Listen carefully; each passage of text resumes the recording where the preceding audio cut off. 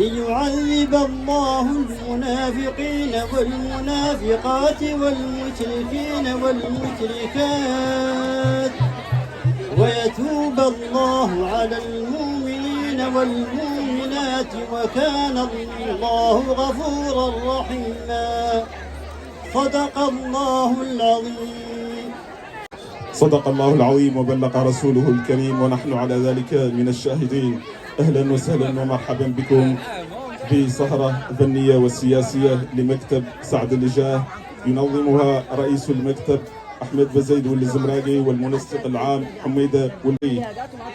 أدعو الإطار أحمد بزيد. بسم الله الرحمن الرحيم وصلى الله على نبيه الكريم. أعضاء المكتب السياسي لأسرة الشيخ عياه برئاسة المستشارة خديجة الدكتور هيبة، السادة المنتخبون، سكان قرية سعد الجاه وجميع الفاعلين السياسيين في المكتب، المنسق العام حميدة واللي يحظيه، نيابة عن سكان قرية سعد الجاه وجميع الفاعلين السياسيين في المكتب، نرحب بكم كل باسمه وجميل واسمه. وإنه لمن دواعي السرور والغبطة أن يكون توجه الخليفة العام للطريقة القادرية في غرب إفريقيا الشيخ عبد العزيز والشيخ عياه دعم فخامة رئيس الجمهورية السيد محمد الشيخ الغزواني. وقد بين ذلك الناطق الرسمي الشيخ طالب والشيخ عياه باسمه في حفل افتتاح الحملة على مستوى تيكنت، حيث أكد أن دعمنا لفخامة رئيس الجمهورية نابع مما يتطلبه الشرع والمروءة. إن إنجازات فخامة رئيس الجمهورية السيد محمد الشيخ الغزواني على مدى السنوات الخمسة الماضية بل وقبلها كفيلة لكل ذي بصر أو بصيرة أن يلتف خلف رئيس الجمهورية يساعده على أو بصيرة أن يلتف خلف رئيس الجمهورية. إن ساكنة سعد الجاه تشكر أسرة الشيخ عياه على ما قدموه لهم من دعم سخي إبداء التسجيل على اللائحة الانتخابية وما بعده من تمويل للحملة في هذا المكتب الذي عرف طهرة النوعية. إن مكتب سعد الجاه لا يقف اليوم وقفة رجل واحد دعما لخياراتهم وتوجهاتهم السياسية الداعمة لفخامة رئيس الجمهورية، وسنكون عند حسن ظنهم يوم الاقتراع، وستكون نسبة المشاركة 100% إن شاء الله كلها لفخامة رئيس الجمهورية. أيها الجمهور الكريم، إن ما تقوم به أسرة الشيخ عياه وهيئة الشيخ عياه الخيرية من دعم سخي يمس ذوي الحاجات من أيتام وأرامل وعابري سبيل وشيوخ ومرضى وتكفل بهم من دون من ولا أذى لكفيل بأن يجعل كل هذه الولاية وغيرها من ولايات الوطن تدعم توجههم المتمثل في دعم فخامة رئيس الجمهورية السيد محمد الشيخ الغزواني والتصويت له في 29 من الشهر. وأشكركم والسلام عليكم ورحمة الله. مع أسرة الميداح.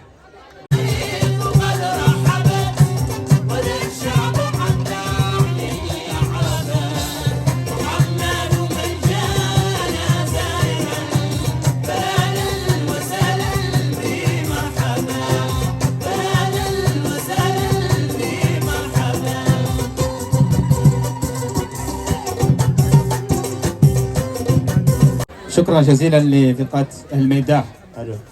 حلف شباب تيكند يدا بيد الذي يترأسه الحضرامي والعبيد النش من خيرة شباب ولا أزكي على الله أحد، ومحمد اللندي شوي وإبراهيم المختار والحاكم والبلال. إذا ندعو الأديب الفلاني والمسيكة فليتفضل للمنصة مشكورا. كل باسمه وجميل واسمه، اسماء آيات الترحيب والتقدير والفخر والاعتزاز. يا مرحبا بكم أوان طلعتكم يا عارفين من أين توكل الكتاب. فرحد المضمون الله يبنيها والعون اللي به زين نعته.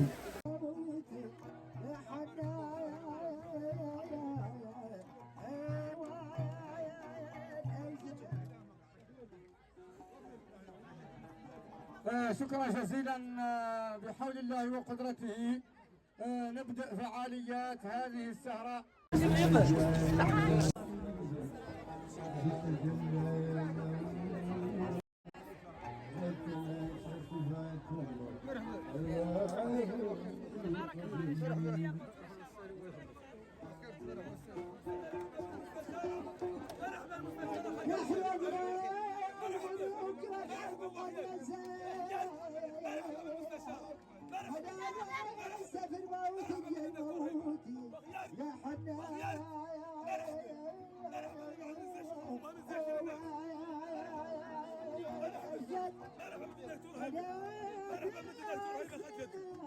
يبارك والناس معك عندنا تقول تمام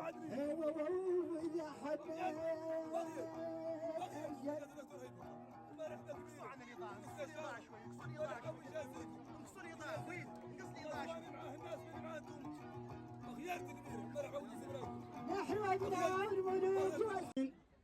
يا بأسرته الميداح بقيادة أستاذ الحمد لله يا جماعة ما خلق التحرك الحمد لله بهم الأخ لاك شعاطهم مولانا مرحبا. شكرا جزيلا للأديب الفلاني واللمسيكة الأديب المقتدر الفذ، شكرا جزيلا.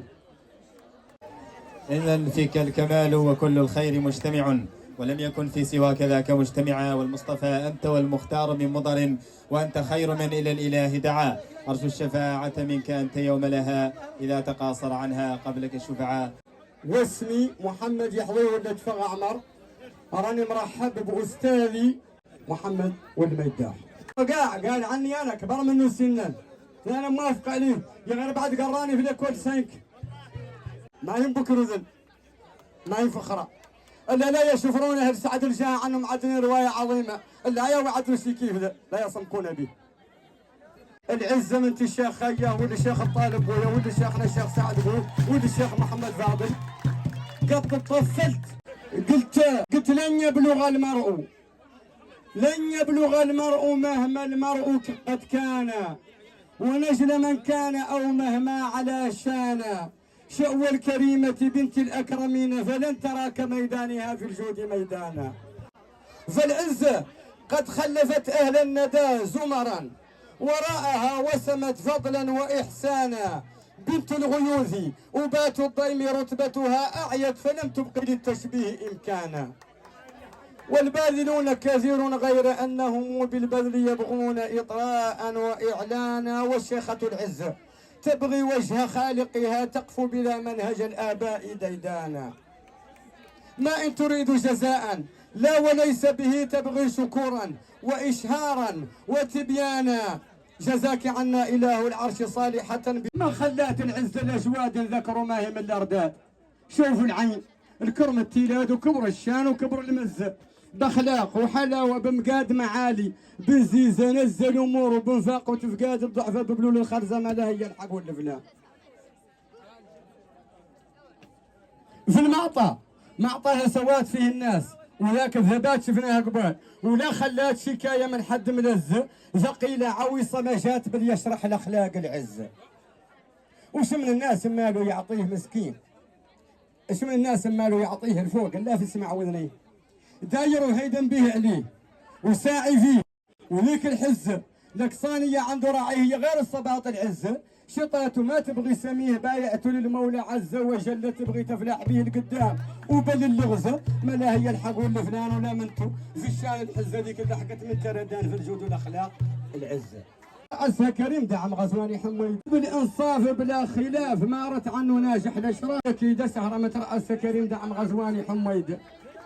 دعموه على زين المسار الكارث سالك من الاطوار، ودعموه على زين القرار زين حق اكيد سهره مترأس كريم دعم حمادي داعم غزواني حميد. ودعموه على زين الرشاد للشعب، ودعموه بسداد الفكر الساقط، لكن قيد واقواله كامل وافعال مترأسها كريم داعم غزواني حميدة. واسمحوا لي والسلام عليكم ورحمة الله. إذا نرحب بكم جميعا، نرحب بالسالم من محمد والإبراهيم السيد المستشارة. أدعو العمدة السابق. أنا ما شأن كي لا يكون يعني تواصل يعني مملا أن يعرفنا قطع المداخلات بالموسيقى. حسب عن الليلة ليلة الجمعة، وعن الشهر يعرفوا أخباره كامل، وعن متن توفيقهم، عنهم جامعتهم جماعة بين أسرتين عظيمتين خير من يمشي على قدمين. أسرتي للشيخ أياه وأحمد بسي، هذا نوع في فرقتي معناها عن لا يصلح أموركم كاملين. سيد الرئيس والسيد الرئيس لا نقول لكم عن صاحب المبادرة، عندي معاه تجربة نشهد بها لله. حميدة واللي يحظيه هو الراجل الوحيد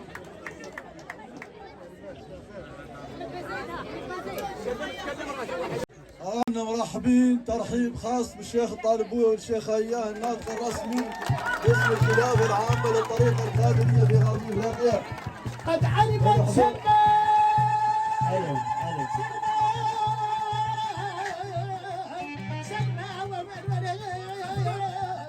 أنا مرحبين نرد الخير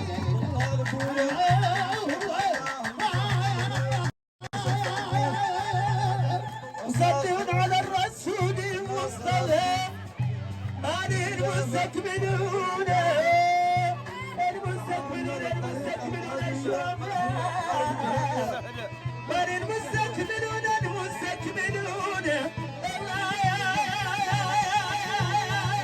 الشرفاء يا مرحبا بالشيخ طاربوي بالشيخ هيان مرحبا شيخ طاربوي شيخنا شيخ سعد بو الخيل والدين والبلدة وتعرفني الزيد والرمح والقرباس القرباس القرباس القرباس والقلم القلم قلم قلم قلم الزيد والرمح والقرباس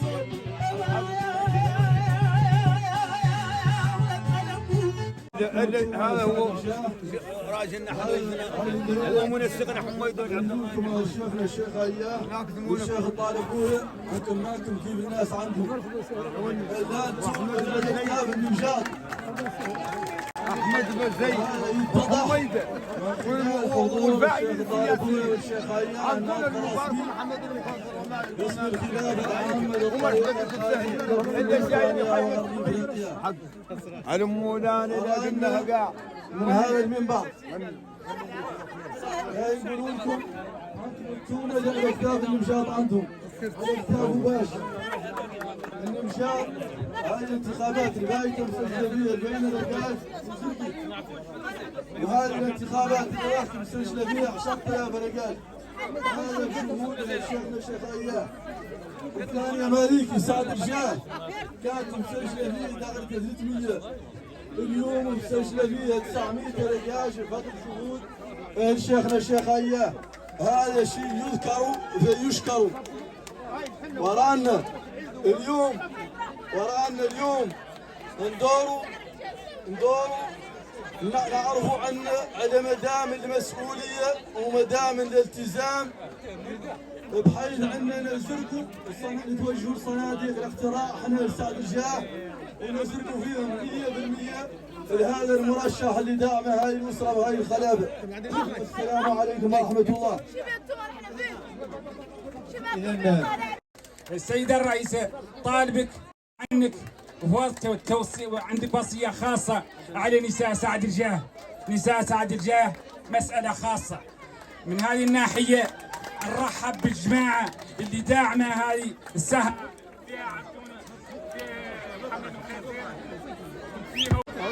واسمحوا لي مالي في النهاية اني ما راحت أسرتي الميداح أسرتنا الكبيرة والغالية علينا.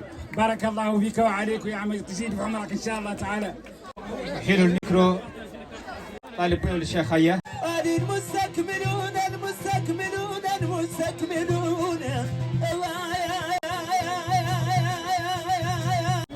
نسلم عليكم وشاكر سعد الجاه على هذه الجولة القيمة لعبد البارد حمزة ونتصور إن شاء الله يزيد الزر المهرجان إن شاء الله. ونعرف عنهم دور لا يعدوا ذاك اللي قاعد يعدل كامل والشيء. واختيارهم تم بعد تركيزهم على يوم 29 هذا يتم الآن القربي على يوم 29 هذا كان العدل يسابق مهم ونحن زين عندنا غير مودي النتيجة لا في يوم 29. السلام عليكم ورحمة الله تعالى وبركاته. السلام عليكم ورحمة الله تعالى وبركاته. ساكنة سعد الجاه أراني مسلم عليكم باسم المكتب السياسي لشيخنا الشيخ أياه ومسلم على شيخنا الشيخ أياه باسم ساكنة سعد الجاه. أرانا هذه الجهود الجبارة اللي قاموا بها شيخنا الشيخ أياه إفراء بالصدع بين احنا وانتوما، بين الفاعلين وبين الشعب. احنا كنا شمل الفاعلين، كنا عند الرجاجين والله، وكانت محتويتنا مدة أخرى اليوم احنا سعد رجال. اليوم بفضل أسرة شيخنا الشيخ عياه رجعنا رجعت لنا شعبيتنا. وراه هو حد لا يشارعك بأهلك ظلمك. هذا لا نقوله هون افتقند، اياك يسمعوه التقند. المسألة الثانية أراني نختار ما نجيبوا الكسرة لشيخنا الشيخ عياه يوم 29 مسجلين 900 رجاج. يا الله تزرق كاملة وتزرق الخيار لشيخنا الشيخ عياه محمد بن الشيخ الغزواني. وهذا القطاية قبل السلام أراني مسلم على عمي وخالي محمد الميداح، زميل محمد ملعينين والمين رحمة الله عليه. وراني مسلم على هاي الأسرة كاملة ومسلم عليكم كاملين، والميعاد يوم 29 كما قال الشيخ طالب. والسلام عليكم ورحمة الله ورحمة الله تعالى وبركاته. أنا باسمي وباسم أسرة الشيخ عياه نشكر الإطار أحمد بزيد والزمراقي على هذه التظاهرة الفريدة من نوعها، ونشكر المنسق الأستاذ الوالد حميدة واللي يحظيه على الجهود القيمة. لا نختار نأكد لكم عن أهل الشيخ عياه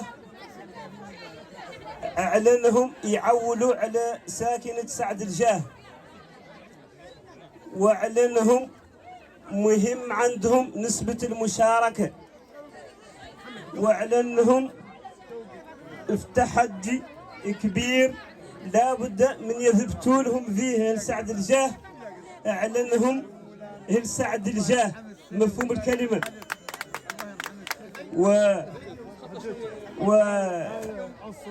نختار نقول لكم عن فم مهرجان 24 يوم 24 اعلنوا مهرجان ما قد تخلق شي شكله في الولايه، وندوروا اهل سعد الجاه يعودوا هم الشايلين فيه راس عامه، ونعرفوا عنهم اللي يعدلوها. السلام عليكم ورحمه الله. إذا مع مجلس العلم والتقى والأدب محمد فال خراش العمدة عمدة شقن. السلام عليكم ورحمة الله. بالنسبة لنا احنا كاملين عندنا هذا اللي قالوا مهرجان النصر. هذا اللي قالوا مهرجان النصر هو أهم مهرجان اللي يعدل عند عاد خالق شيء أهم منه إلا هو الزرقل الغزواني. معناها عنياتنا كاملين نحضروا ونحضروا، واللي قدينا نعدلوا من نصرة المهرجان هو قاع ناصر مولانا اللي هن المدة اللي ما عدلته ما تعدل ويا ما صارها مولانا. وش ناصر مولانا من دعنا ما تلي ودرسي. المهم على أنا داعيكم كاملين النقطتين، واحدة حضور المهرجان، واحدة اللي قد كامل يعدل في المهرجان من نصر يعدل له الدعاية له التحسيس له. النقطة الثانية الزرق المحمد والشيخ الغزواني يوم 29 كل حد يبكر على صناديق الاقتراع ويعبر عن وطنيته بالزرق لرئيس الجمهورية. شكرا جزيلا. الولي ولباته فليتفضل. السلام عليكم ورحمة الله. السلام عليكم ورحمة الله. بسم الله الرحمن الرحيم، وصلى الله على نبي الكريم. راني مرحب بشيخي خالي الشيخ طالب بويه والشيخ عياه الناطق الرسمي باسم الخليفة العام من الطريق القادرية في افريقيا، ومرحب باختي خديجة الشيخ مال عينين. الحقيقة شيخنا الشيخ سعد بو كان مدرسة، وهاي المدرسة امتدت على عموم التراب الوطني في تيرس بين شيري في الحوض حوض الغربي سيلي بابي إلى آخره. وعلى كل حال اجتماعنا هذا نموذج على امتداد هاي المدرسة، وامتداد هاي المدرسة جددته خيمة شيخنا الشيخ عياه والشيخ طالب بويه، جددته بجميع الجهود ثقافيا واجتماعيا واقتصاديا وإنسانيا. لين عرج النقطة الثانية وهي عن الزمراقي السفارة نحن هالنمجاط فهالينا في المجموعة، وهنا هذه أقصد بها بارك الله وجميع امتداداتهم. والزمراق مولي السفارة للزمراق عندنا احنا ويكرم وانعم بها من السفارة. ولين أختم خوف نطول، قالوا عن خير الكلام ما قل ودل، والسلام عليكم ورحمة الله وبركاته. شكرا للسيد الولي ولباتنا.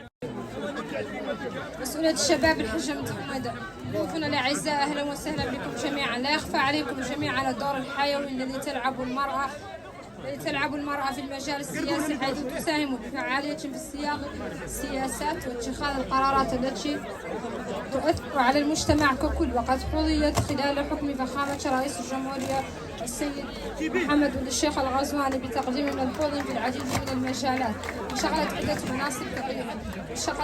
مناصب قيادية في الحكومات والبرلمانات، حيث أصبحت تقدم رؤية جديدة ووجهات نظر متنوعة تعزز الجمهورية وفعالية الحكم بما يعكس التزام المجتمعات بالمساواة والعدالة، كما يعد مؤشرا على تقدم الديمقراطية والتنمية الشاملة. أيها الحضور المحترم، بخطوة تعكس الولاء والثقة ورصد الجميل نعلن في الكتلة السياسية في قرية سعد الجاه بقيادة الفاعل السياسي والإطار أحمد بزيد الزمرابي، المنسق حميدة والعبد الله اليحيى، والفاعلين السياسيين وقوفنا ودعمنا لخيار أسرة الشيخ خيال، المتمثل في الدعم الكامل لرئيس الجمهورية محمد بن الشيخ الغزواني بهذه الانتخابات. ويعبر هذا الدعم عن الأمل في استمرار مسيرة التنمية والاستقرار تحت قيادة الرئيس محمد بن الشيخ الغزواني، ويؤكد التزامنا بمساهمة الفاعلة في بناء مستقبل مشرق للبلاد.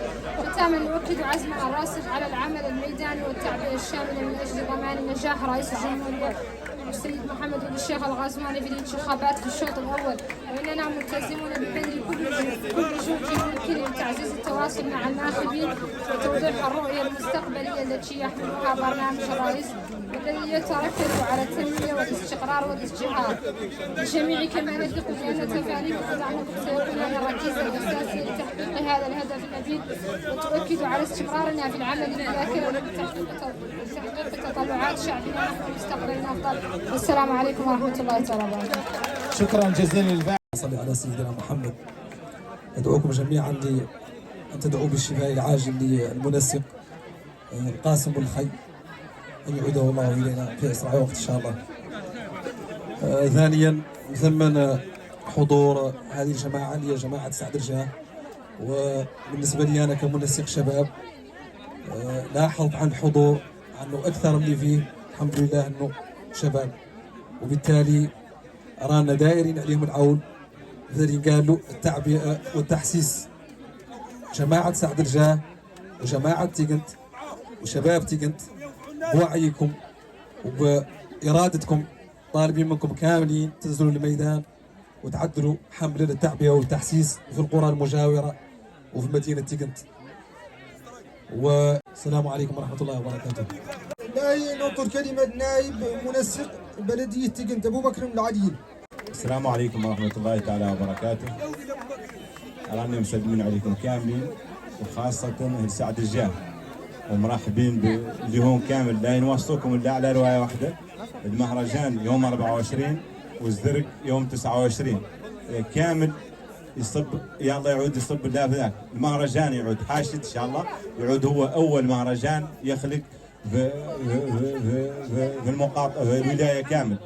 ويوم الزرق مولي يا الله تذبتوا عنكم اللي تعدلوا، هو الحقيقي، هو اللي يا الله تذبتوا به كامل ان شاء الله.